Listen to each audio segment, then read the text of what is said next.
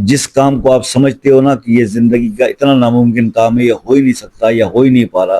تو بس پھر یہ عمل آپ کے لیے کرنا بہت ضروری ہے۔ اعوذ باللہ من الشیطان الرجیم، بسم اللہ الرحمن الرحیم۔ السلام علیکم ورحمۃ اللہ وبرکاتہ۔ دوستو، پیش خدمت ہے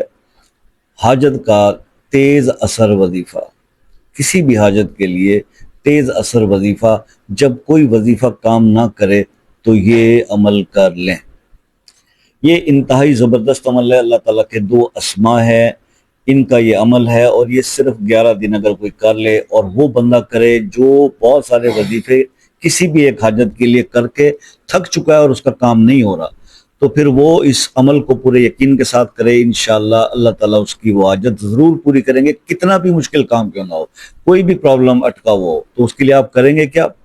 آپ نے اللہ کے 2 اسماء ہے، یا سمیع ہو یا وہاب ہو، ان 2 اسماء کو آپ نے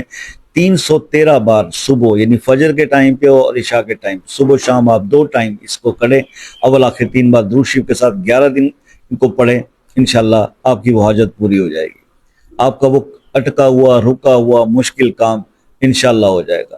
جس کام کو آپ سمجھتے ہو نا کہ یہ زندگی کا اتنا ناممکن کام ہے، یہ ہو ہی نہیں سکتا یا ہو ہی نہیں پا رہا، تو بس پھر یہ عمل آپ کے لیے کرنا بہت ضروری ہے، ٹھیک ہے؟ یہ وہ عمل ہے جو آپ کو آپ کی منزل پر پہنچا سکتا ہے، مگر پورے یقین کے ساتھ کیجئے گا، ٹھیک ہے؟ حاجت آپ کی کوئی بھی ہو تو یہ عمل میں نے آپ کو مختصر سے وقت میں بتایا ہے۔ اگر آپ اس کے بارے میں مزید کچھ معلومات لینا چاہتے ہیں تو پھر آپ واٹس ایپ پہ رابطہ کیجئے، رات 9 سے 11 بجے تک میں اویلیبل ہوتا ہوں، اور آپ جو ہے اگر کال پہ بات کرنا چاہیں تو دین آپ ایک میسیج کر کے کال کا ٹائم لے لیں، چاہے آپ کسی بھی کنٹری سے ہوں، تو آسانی سے بات ہو جاتی ہے اور اس کے کوئی چارجز نہیں ہوتے۔ باقی یہ ہے کہ